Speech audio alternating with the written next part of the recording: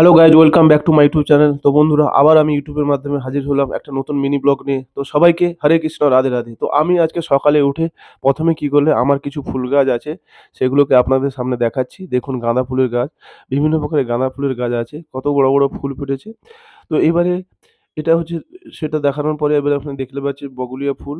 এগুলো হচ্ছে সব আমার বাড়িতে আমি নিজে হাতে টবে রেখেছি এবং নিজে এর পরিচর্যা করি, সবকিছু করি। দেখতে পাচ্ছেন ফুলের সব এসে গেছে।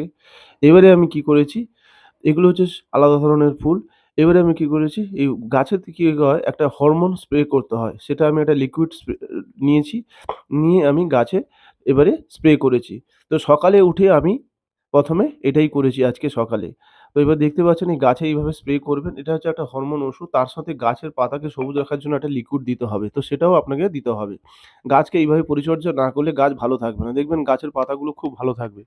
এই দেখতে পাচ্ছেন এইভাবে গাছের পাতাগুলো স্প্রে করলে কি হবে, এটা একটা হরমোন দিলে কি হবে, গাছের ফুলগুলো বেশ ভালো থাকবে এবং কি হবে, এবং গাছে একটা পাউডার পাওয়া যায়, সেটা দিলে গাছের পাতাটা সবুজ থাকবে। দেখতেই পাচ্ছেন। তো এইভাবে আমি একটা স্প্রে মেশিন নিয়ে স্প্রে করছি। এরকম যতগুলো আমার গাঁদা ফুল বা অন্যান্য গাছগুলো আছে, সেগুলোকে আমি প্রতিদিন এরকম করি। তো এরকম আপনাদের সামনে আজকে আমি একটা নতুন মিনি ব্লগ নিয়ে এসেছি। এবারে দেখতেই পাচ্ছেন সব যে পাতাগুলো, এবং আমার কাছে জবা ফুল বিভিন্ন প্রকারের আছে। তো সেগুলো আমি করেছি। এরকম প্রতিদিন আমি গাছে জল দিই এবং গাছটাকে ভালো করে পরিচর্যা করি। যেকোনো জিনিসকে আপনি ভালো রাখলে সে খুব ভালো থাকবে। তো সেরকম ফুল বলুন, যাই বলুন, সবকিছুকে ভালো রাখা নিজের উপর দায়িত্ব। তো সেটা ভালো করে করতে হবে। এই সকালে উঠে আমি আজ এটাই করেছি এবং সমস্ত গাছগুলোতে আপনি দেখতেই পাচ্ছেন আমি গাছে সব স্প্রে করেছি। এই স্প্রে করলে কি হবে, গাছের একটা হরমোনাল ওষুধ পাওয়া যায় লিকুইড। সেই লিকুইডের সাথে এবং গাছের পাতা সবুজ রাখার জন্য একটা পাউডার পাওয়া যায়। তো সেটাকে গুলিয়ে এই গাছে স্প্রে করতে হবে। তো এরকম সমস্ত গাছে আমি স্প্রে করেছি। এরকম আপনারা বাড়িতেও গাছ লাগাবেন। গাছ লাগালে বাড়ির ভীষণ সৌন্দর্য লাগে এবং ভালো লাগে। প্রাকৃতিক পরিবেশে থাকতেও ভালো লাগবে আপনার। এটা হচ্ছে একটা বগুলিয়া গাছ। তো এই গাছের পাতাগুলো আমি করে দিয়েছি। মোটামুটি একটা ফুল এসেছে। এবারে আমি কি করেছি, এবারে দেখতে পাচ্ছেন এটা জবা গাছ। এই জবা গাছে দেখুন, এবারে এই গাছটাই দেখুন কত প্রকারে কুড়ি এসছে। এটাও আমি গাছে খাবার দিয়েছি এবং হরমোনাল ওষুধ স্প্রে করেছি এবং একটা পাউডার স্প্রে করেছি। গাছের পাতাগুলো বেশ ভালো আছে। তো এইভাবে আমি আজ সকালবেলা উঠে এটাই করেছি। এরপরে গাছের পাতাগুলো স্প্রে করার পরে এবার গাছে এখন জলটা অল্প পরিমাণে দেবেন। বেশি জল দেবেন না। বেশি জল দিলে কি হবে, গাছ মরে যাবে এবং গাছ তো টবে থাকে। এবারে কি করেছি আমি, এবার গাছে ভালো করে গাছের পাতাগুলোকে স্প্রে করতে হবে। এরপরে আমি কি করেছি, এরপরে আমি এটা দেখতে পাচ্ছেন, এটা এক ধরনের ফুল। এগুলো বেশ ভালো ফোটে। এরপরে আমি কি করলাম, চলুন এবারে আমি একটা কফি বানিয়েছি আজকে। তো আমি কি করলাম, ওই গ্যাসে একটু জল গরম করে একটা পাত্রে জল দিয়েছি। তারপরে কফিটাকে নিয়ে আমি কাপের মধ্যে ঢালছি। তো নেসকফি বেশ ভালো। আপনি ব্লাক কফি খাবেন। তো এই ব্লাক কফি খেতে গেলে কিন্তু ১ম এ কি করতে হবে, ওই গরম জলটা কিন্তু কফির উপর দেবেন না। তাহলে কফিটা পুড়ে যাবে। ওইজন্য কি করতে হবে, ওইজন্য আমি কি করেছি, একটু কফির ভেতরে ওভাবে একটু জল দিয়ে দিয়েছি।